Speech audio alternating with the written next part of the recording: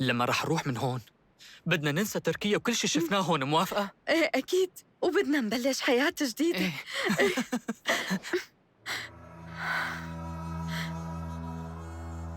تفضل، الباب مفتوح. العفو يا دكتور. خير، شو يلي صاير؟ دينيس خانم تعبانة بالسجن وهي طالبة دكتور. ما تخافي يا إما، أنا حروح لهنيك. بس أنا وصتني دينيس خانم إنه هي بدها الدكتورة إيما. إما إما إما إما إما إما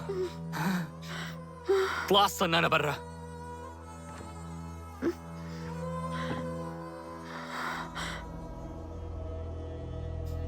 شو داف؟ شو بدي أعمل؟